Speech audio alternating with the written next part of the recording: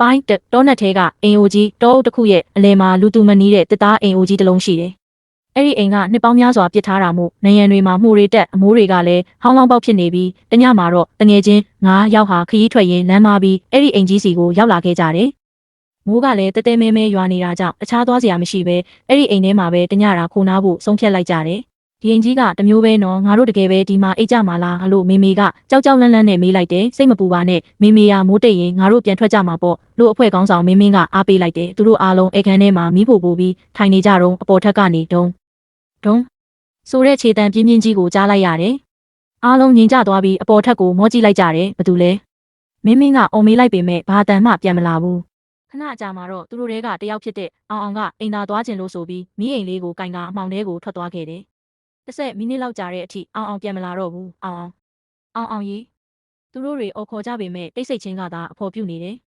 သူတို့အားလုံးစိုးရိမ်တကြီးနဲ့အောင်သွားတဲ့ဘက်ကိုလိုက်သွားတဲ့အခါမှာတော့အောင်ကင်သွားတဲ့မီးအိမ်လေးဟာကျမ်းပြင်ပေါ်မှာကွဲကြေနေတာကိုတွေ့လိုက်ရတယ်ဒါပေမဲ့အောင်ကိုတော့ဘယ်မှရှာမတွေ့တော့ဘူးရုတ်တရက်သူတို့နောက်ွယ်ကနေအေးဆက်အတန်ထွက်ပေါ်လာတဲ့မင်းတို့ငါအိမ်ထဲကိုဘာလာလောက်တာလဲအပိုင်းနဲ့အမှောင်ထဲကလက်သေးတန်အောင်မင်းလားမင်းကတုံရီနေတဲ့အတန်နဲ့လှည့်ကြည့်လိုက်ပေမဲ့ဘသူ့ကိုမှမတွေ့ရဘူးဒါပေမဲ့နယံပေါ်မှာတော့အရေးမဲကြီးတစ်ခုကလှုပ်ရှားနေတယ်လို့ပဲမမေကတော့ကြောက်လန့်တကြားနဲ့မင်းရဲ့လက်မောင်းကိုတင်းကြပ်ဆုပ်ကင်ထားတယ်မင်းငါတို့ဒီကနေအခုချက်ချင်းထွက်သွားရအောင်ကိုနောက်မှပြန်လာရှာမယ်လေဒါပေမဲ့သူတို့ဝင်လာခဲ့တဲ့အိမ်ရှိတကားကြီးစီကိုပြေးသွားတဲ့အခါမှာတော့တကားကြီးကအပြင်ကနေပိတ်ထားသလိုမျိုးလုံးဝဖွင့်လို့မရတော့ဘူးသူတို့အားကုန်သုံးပြီးတွန်းပေမဲ့တကားကကြောက်တုံးကြီးတစ်ခုလိုခိုင်ခန့်နေတယ်ကြောက်အပေါ်ထက်ကနေတစုံတစ်ခုကိုဆွဲသွားတဲ့အတန်နဲ့အတူကျမ်းပြင်ကိုလက်သေးနဲ့ကုတ်ချစ်တဲ့အတန်တွေထွက်လာပြန်တယ်။အဲ့ဒီအတန်ကသူတို့ခေါင်းပေါ်တဲ့မှာတင်နေတာပါ။အားလုံးကအပေါ်ကိုမောကြည့်လိုက်တဲ့အချိန်မှာအိမ်မျက်နှာကြားထဲကနေသွေးစအချို့ဟာမေရဲ့ပါးပေါ်ကိုတောက်ခနဲကျလာခဲ့တယ်။မေလန့်អော်ပြီးနောက်ကိုဆုပ်လိုက်တဲ့အချိန်မှာအပေါ်ထက်ကနေအောင်ရဲ့အင်ဂျီစာလေးတစ်ခုဟာသွေးတွေပေးကြမ်းပြီးကျမ်းပြင်ပေါ်ကိုလွင့်ကျလာတယ်။အောင်အပေါ်မှာရှိနေတာပဲ။တငယ်ချင်းတွေဟာကြောက်စိတ်ကိုဘေးဖယ်ပြီးအောင်ကိုကယ်ဖို့အပေါ်ထက်ကိုတက်သွားကြတယ်။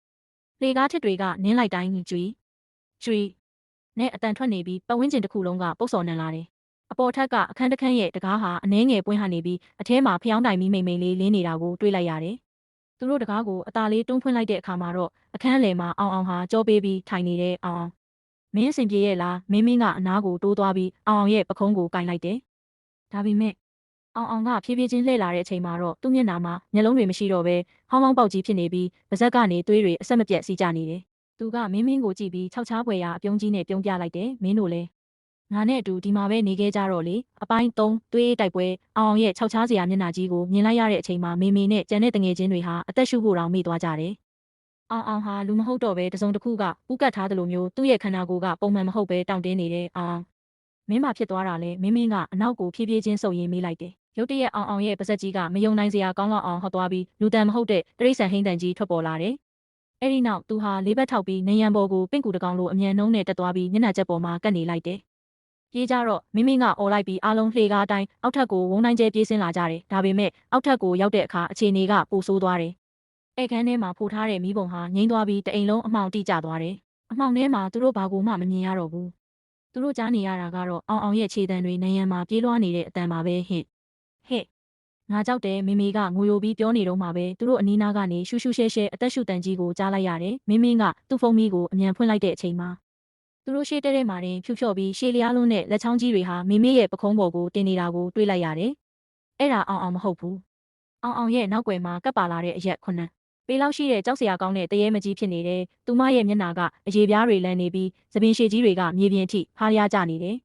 သူမကမေကိုကြည့်ပြီးတဟားဟားနဲ့အော်ရည်လိုက်တဲ့အတန်ကတအိမ်လုံးကိုတုန်ခါသွားစေတယ်ငါမြေပေါ်ခြေချတဲ့သူ